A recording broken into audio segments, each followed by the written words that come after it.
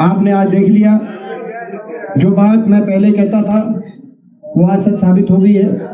मैंने कहा था 6 महीने पहले कि बीजेपी और जेजेपी में अघोषित समझौता हो गया है, समझौता तोड़ने का, कि ये इलेक्शन आते ही ये गठबंधन तोड़ेंगे। तो केवल मलाई खाने का, लूटने का गठबंधन था इलेक्शन तक। अब इलेक्शनों में लड़ने का गठबंधन नहीं था ये गठबंधन भी तोड़ेंगे। और इस सरकार की अलोकप्रियता किस कदर कि आज जो रिपोर्ट आ रही है कि मुख्यमंत्री, हरियाणा के मुख्यमंत्री भी बदले जा रहे हैं, और जो उप मुख्यमंत्री हैं वो तो जेजेपी, जिनके नाम से ये खट्टर दुष्यंत सरकार, जिसने हरियाणा का भट्टा बिठा दिया 5 साल, आज मैं मानता हूँ इस खट्टर दुष्यंत सरकार की आज नैतिक हार हो चुकी है। ये क्योंकि ये इतनी अलोकप्रिय सरकार पर हरियाणा का भट्टा इन्होंने बिठा दिया। आज ये सरकार, मैं तो ये भी कहूंगा कि जनता में हार से पहले ये हार मान ली, जनता में जाने से पहले ये उन्होंने अपनी हार मान ली। मगर अब हरियाणा का कितना नुकसान कर दिया उसका कोई अंदाजा नहीं है। अब कोई ऐसा टॉनिक नहीं है, अब कोई ऐसा टॉनिक नहीं है, कोई ऐसा मतलब नहीं है जो लगाए जा सके। तो इलेक्शन का टाइम चल रहा है, जो इलेक्शन का टाइम, अब तो जो हरियाणा 2014 से पहले देश में विकास में सबसे आगे था, विकास दर में नंबर 1 हम थे, प्रति व्यक्ति आय में नंबर 1, प्रति व्यक्ति निवेश में नंबर 1, खुशहाली में नंबर 1। 10 साल तक कोई किसी वर्ग को सड़क पर नहीं आना पड़ा था, कोई एक धरना प्रदर्शन आंदोलन नहीं हुआ था पूरे प्रदेश में 10 साल तक। अमन चैन, हरियाणा के अंदर ऐसा अमन चैन था कि कानून व्यवस्था इतनी अच्छी थी कि देश में निवेश में नंबर 1 हरियाणा।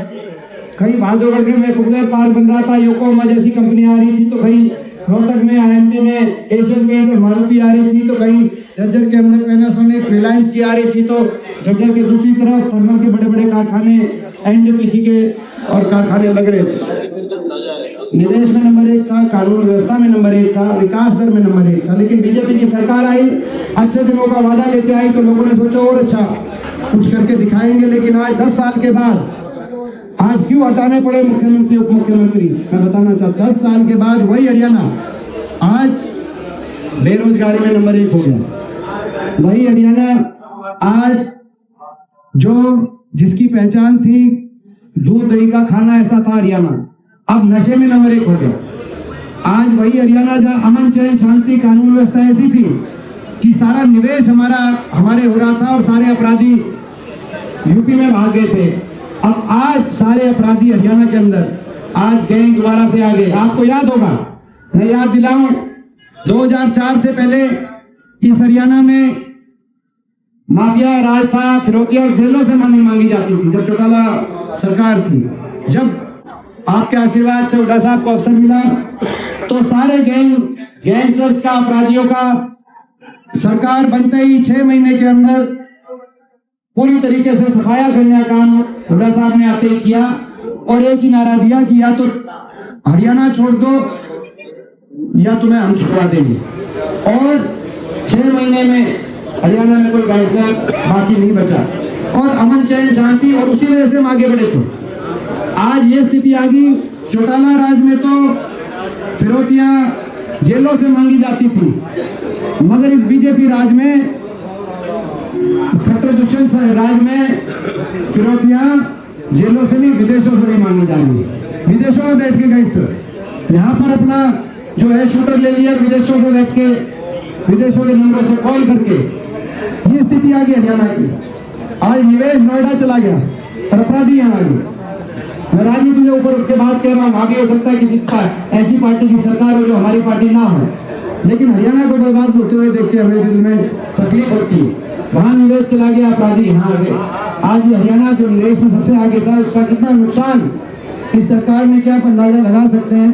और विकास का पहिया किस तरीके से जाम हुआ आपके सामने, बहादुर से ज्यादा, बहादुरवासी से ज्यादा कौन बताएंगे कि हमारी सरकार थी।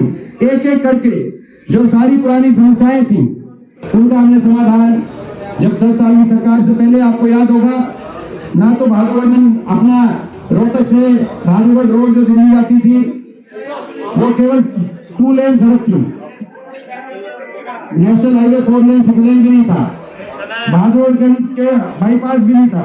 जब भी हम जाते थे तो पूरा अपना ये जो सड़क अपनी जिससे पूरा हरियाणा की विकास जुड़ा हुआ था। 2004 से पहले ऐसी सड़क थी, 2 लेन हाईवे था, भादुगढ़ के अंदर आती थी, अंदर एग्जाम मिलता था, रोक के अपना भादुगढ़ वगैरह आते थे और अपना कहने का मतलब विकास भी। सरकार बनी 6 लेन सड़क, सबसे पहले उस तरह बाईपास, लाइन पार पे सबसे पहला काम था पुल के लाइन पार, ताकि लाइन पार जुड़े। यहाँ फुटवेल पार्क का विकास, फुटवेल पार्क में बहुत सा निवेश, अस्पताल, कॉलेज, ITI और जो ना होने का काम था मेट्रो।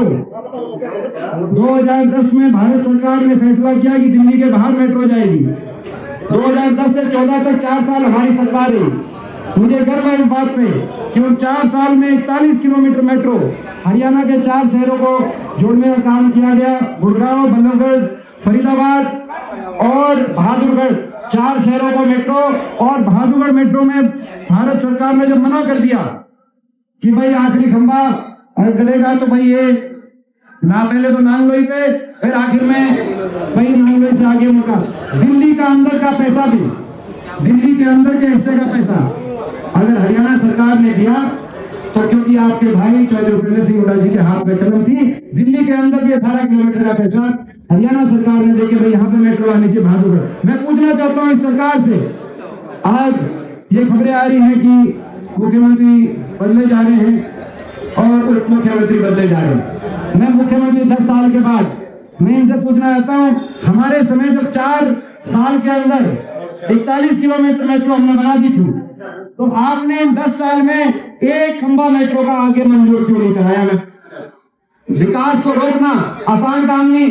उस समय 41 किलोमीटर मेट्रो आ गई थी, आगे जो है आसोटा सांपला होते हुए रोहतक तक का मेट्रो का प्रपोजल इस तरफ था, इस तरफ सोनीपत तक का मेट्रो का प्रपोजल था और बारसा की लाइन कनेक्ट होते हुए। मैं इस सरकार से पूछना चाहता हूँ, मैं पूछना चाहता हूँ इस सरकार से कि बहादुरगढ़ का एक तरफ का बाईपास हमने बनवा दिया था, लाइन पार फ्लाईओवर, और दूसरी तरफ का बाईपास पूरा नक्शा सिद्धांतिक रूप से बना के नक्शे को मंजूरी दिला दी थी, सारा बहादुरगढ़ जानता है।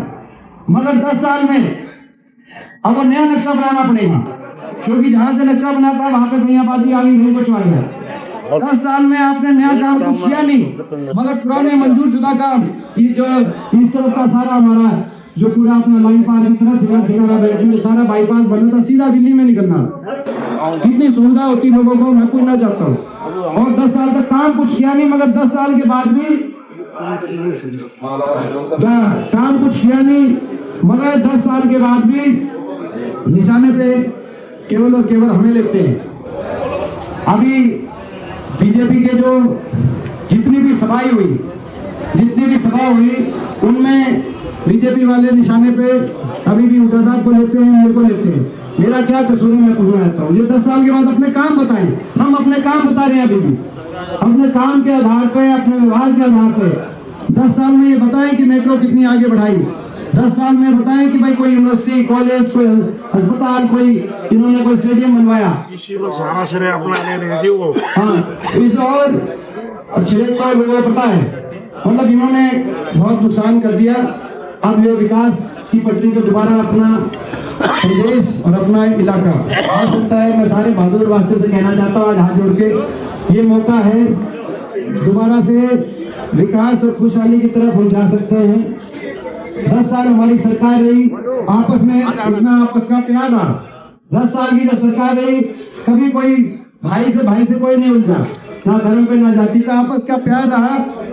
ये हम पे आरोप लगा तो केवल एक आरोप लगा कि इन्होंने अपने इलाके में ज्यादा काम करा। ये उस समय जब विपक्ष में थे, इससे ज्यादा कोई आरोप 10 साल में नहीं लगा। लेकिन अब आपने देखा इन्होंने सब सारा काम किया नहीं, लेकिन आपस में जो है नुकसान किया और इसका फायदा किसी को नहीं हुआ। आज आप प्रदेश का देखो, आप हमारे इलाके की देखो, ये मौका है दोबारा से उसको, इस गाड़ी को दोबारा से विकास की पटरी पे लाने का, हमारे प्रदेश को और हमारे इलाके को विकास की पटरी पे ला सकते हैं। लोगों ने हरियाणा के कोने कोने में, मैं जा रहा हूँ, लोगों ने मन बना लिया है, परिवर्तन का मन बना लिया है। आज आपने देखा होगा ये जो सारा घटनाक्रम चल रहा है, ये भी इस बात का प्रतीक है कि रिपोर्ट भी डाली इनके पास कि भाई ये सरकार, लेकिन उन्होंने तो भट्टा बिठा दिया। अब इलेक्शन में क्या बदलने से क्या, अब तो कोई अर्थ नहीं है इन चीजों का, नुकसान हरियाणा कर दिया। तो आज ये बदलाव तो तय है, लेकिन बदलाव से पहले एक जो चुनाव आएगा, लोकसभा का चुनाव, उसमें ये सारे मेरे को निशाने पे इसीलिए नहीं ले रहे कि मेरी कोई व्यक्तिगत इनसे कोई नागबाज है, मेरी व्यक्तिगत किसी से कोई लड़ाई झगड़ा है। मैं लड़ाई झगड़ा करने वाला व्यक्ति नहीं हूँ, आपको पता है। ये मेरे को निशाने पे इसलिए रखते हैं क्योंकि उनको पता है कि रोहतक लोकसभा का सीट का चुनाव एक एमपी का चुनाव नहीं है, ये हरियाणा के राजनीतिक भविष्य को तय करने का चुनाव है। यहाँ का फैसला दिल्ली में एक सांसद नहीं, यहाँ का फैसला हरियाणा में आपकी सरकार बना के देगा। ये मैं आज आपको कहना चाहता हूँ। और मैं आप ये बहादुरगढ़ वासियों से कहना चाहता हूँ कि भाई आप सब भाई बहादुरगढ़ के लिए मैं पूछ रहा था कि भाई मुख्यमंत्री जी कितनी बार आए बहादुरगढ़? 10 साल में। 10 साल बहुत बड़ा समय होता है। एक बार आए, एक बार 10 साल में।